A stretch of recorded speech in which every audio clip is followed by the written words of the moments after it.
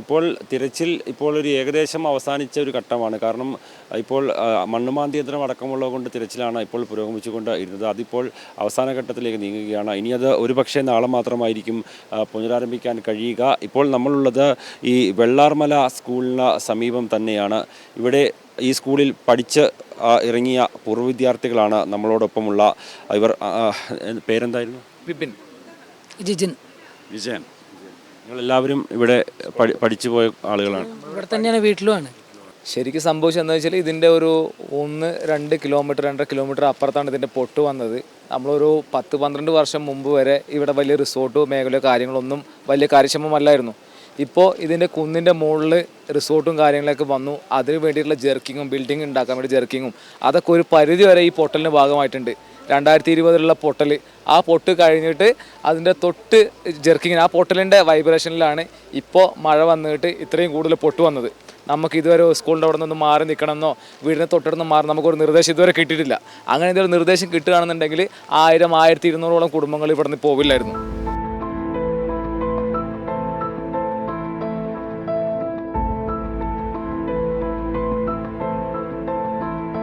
മുണ്ടക്കയിൽ എൻ്റെ ഫാമിലിയിൽ ഏകദേശം ഒരു 20ഓളം മെമ്പേഴ്സ് പോയി. താങ്കളുടെ അമ്മയും? എൻ്റെ അമ്മ പോയി. എൻ്റെ അമ്മ ഫസ്റ്റത്തെ ഉരുൾപൊട്ടലിൽ തന്നെ എൻ്റെ അമ്മ പോയി, എൻ്റെ അച്ഛൻ പോയി. രണ്ടാമത്തെ ഉരുൾപൊട്ടലിൽ എൻ്റെ വൈഫൊക്കെ രക്ഷപ്പെട്ട സമയത്താണ് എൻ്റെ ഫ്രണ്ട്, എൻ്റെ വൈഫിൻ്റെ അമ്മ, വൈഫിൻ്റെ അമ്മേൻ്റെ അമ്മ, എൻ്റെ ഫാമിലിയിൽ മുണ്ടക്കയിലുണ്ടായിരുന്ന എല്ലാവരും കൂടിയിട്ട് പോയത്. അങ്ങനെയാണ് പോയത്. അവരെയൊക്കെ ബോഡി കിട്ടിയത് ചാലിയാറെന്നാണ് അവർ കിട്ടിയത്. ഇത്രയും വലിയൊരു ദുരന്തം ഉണ്ടായിട്ട് നമുക്കൊരു ഒരു ഹെൽപ്പ് നമുക്ക് ഇതിനു മുമ്പ് ഇങ്ങനെ സംഭവിക്കും എന്തെങ്കിലും ചെറിയൊരു മുന്നറിയിപ്പ് കിട്ടിയിട്ടുണ്ടെങ്കിൽ നമ്മളെല്ലാവരും മാറുമായിരുന്നു. അങ്ങനത്തെ ഒന്നും കിട്ടിയില്ല. ഇവിടുത്തെ ഭരണകൂടം, ഇവിടുത്തെ മെമ്പർ ആരും നമുക്ക് പുഴയിലുള്ളവരൊന്നും പുഴേൻ്റെ സൈഡിലുള്ളവർ മാറണം എന്ന് പറഞ്ഞു.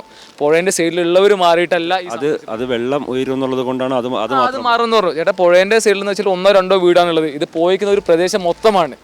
ഇത്രയും പോലെ നമ്മൾ ഒരു മുന്നറിയിപ്പ് നമുക്ക് കിട്ടിയില്ല. നമുക്ക് സ്വത്ത് പോയിക്കോട്ടെ, പണം പോയിക്കോട്ടെ, ഭൂമി പോയിക്കോട്ടെ, നമ്മുടെ ആൾക്കാർ പോയി. ഒന്നും അറിയാത്ത 10-60ഓളം കുട്ടികളാണ് പോയിട്ടുള്ളത്. അവരെന്ത് പഠിച്ചു? നമ്മുടെ മാതാപിതാക്കൾ എന്ത് തെറ്റ് ചെയ്തു? നമ്മൾ ആരെടുത്ത് ചോദിക്കാൻ? നമ്മളെന്ത് പറയാൻ? ഇവിടുത്തെ റിസോർട്ടും ആൾക്കാരെല്ലാവരും പറഞ്ഞിട്ട് മുണ്ടക്കയിൽ പുനരധിവാസം സ്ഥാപിക്കണം, ചൂരൽമലയിൽ പുനരധിവാസം സ്ഥാപിക്കണം. ഒന്നും വാസയോഗ്യമല്ല. ഇപ്പോൾ പൊട്ടി നിൽക്കുന്നതിൻ്റെ തൊട്ടിപ്പുറത്ത് വലിയ വൈബ്രേഷനാണ് വന്നത്. ഇനി അതിൻ്റെ അപ്പുറത്തേക്ക് വിണ്ടു നിൽക്കുന്നുണ്ട്. മുണ്ടക്കയിലാണ് ഇപ്പോൾ പൊട്ടിയത്.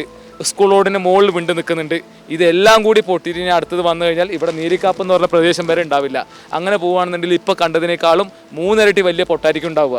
അത്രയും വലിയ ദുരന്തമായിരിക്കും നമ്മുടെ മുമ്പിൽ കാണാൻ പോകുന്നത്. അപ്പോൾ അതിന് അധികാരികൾ ശക്തമായ നടപടി എടുക്കണം. ഇതൊരു എന്താണെന്ന് പറയുക, ഞാൻ ഈ നാട്ടുകാരനാണ്, എനിക്ക് ഈ നാടിനെ കുറിച്ച് അറിയുന്നതുകൊണ്ടാണ് പറയുന്നത്. ദയവ് ഇതെങ്കിലും മനസ്സിലാക്കി ഇനി ഒരു ജീവൻ പൊലിയാണ്ടിരിക്കട്ടെ.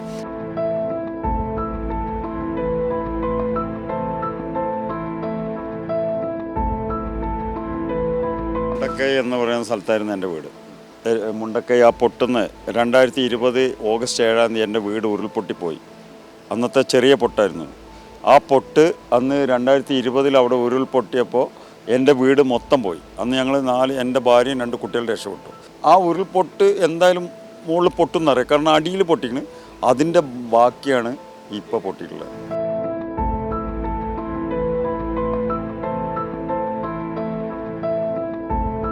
എൻ്റെ അമ്മ പോയി, എൻ്റെ അനിയത്തി പോയി, എൻ്റെ ഭാര്യയും 2 ഏടത്തി പോയി, ഏടത്തിന് ഭർത്താവ് പോയി, എൻ്റെ പെങ്ങളെ ഭർത്താവിൻ്റെ അമ്മ, അച്ഛൻ. എന്താണ് ഇത്? ഞങ്ങളിനി ഇവിടെ പുനരുദ്ദേശിക്കണം. നിങ്ങൾ പറയും. എൻ്റെ വീട് റോഡിൻ്റെ മുകളിലാണ്. അപ്പോൾ എൻ്റെ അച്ഛനും അമ്മയും എൻ്റെ അനിയത്തീൻ്റെ മോളെ ഭർത്താവൊക്കെ ഇവിടെയായിരുന്നു. അപ്പം ഞാൻ അവരെ കൂട്ടിയിട്ട് ഇഞ്ഞ് പൊട്ടുള്ളല്ലോ, അപ്പം ഇങ്ങോട്ട് കൂട്ടിയിട്ട് വരാറിട്ട് കുറച്ച് ഇറങ്ങിയതാണ്. ഇറങ്ങിയപ്പോഴാണ് രണ്ടാമത്തെ വരുന്നത്. അവരേൽ പെട്ടു. ആ പോകുമ്പോഴാണ് 10-20 ആൾ അതിൻ്റെ ഉള്ളിലുള്ളത്.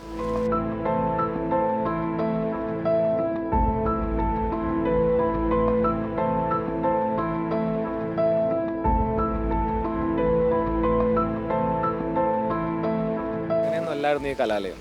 ഈ കലാലയത്തിന് മുമ്പിൽ കാണുന്ന വെച്ച് കഴിഞ്ഞാൽ വലിയൊരു ഗ്രൗണ്ടായിരുന്നു.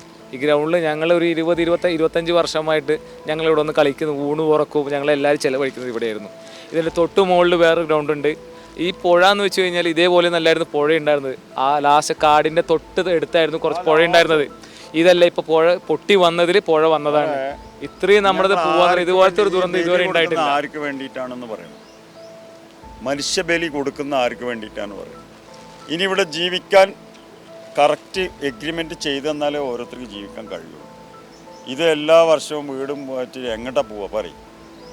എങ്ങനെ ജീവിക്കുക പറയും? നിങ്ങൾ പറയും, പണി തൊഴിൽ എല്ലാം പോയി എങ്ങനെ ജീവിക്കും? ഇവിടെ കുറച്ചാൾക്ക് വേണ്ടിയിട്ട് ജീവിക്കാൻ പറ്റുമോ?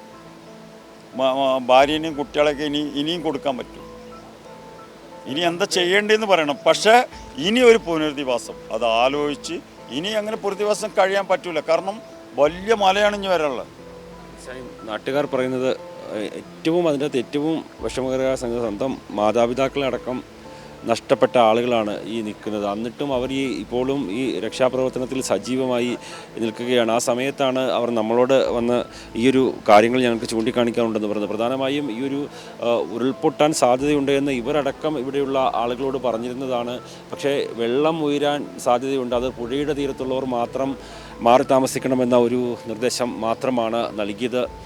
എന്തായാലും സ്വന്തം മാതാപിതാക്കളെയും കൂട്ടുകുടുംബാദികളെയും അടക്കം നഷ്ടപ്പെട്ട ചെറുപ്പക്കാരെയാണ് നമ്മളിപ്പോൾ കണ്ടത്. അവർ എന്നിട്ടും ഇപ്പോൾ രക്ഷാപ്രവർത്തനത്തിലടക്കം സജീവമായി നിൽക്കുകയാണ്. അവർ പറയുന്നത് ഞങ്ങൾക്ക് പോകാനുള്ളതെല്ലാം പോയി, ഇനിയും അവശേഷിക്കുന്നവർക്ക് വേണ്ടി എന്തെങ്കിലും ചെയ്യുക, നഷ്ടപ്പെട്ടവരെ കണ്ടെത്തുക, ആ ഒരു ലക്ഷ്യത്തോടു കൂടി ഞങ്ങൾ ഇറങ്ങിത്തിരിച്ചിരിക്കുകയാണ് എന്നാണ് അവർ ഇപ്പോൾ സൂചിപ്പിക്കുന്നത്. ക്യാമറമാൻ അരുൺ പി എസിനൊപ്പം ആസിഫ് മുഹമ്മദ്, ന്യൂസ് മലയാളം.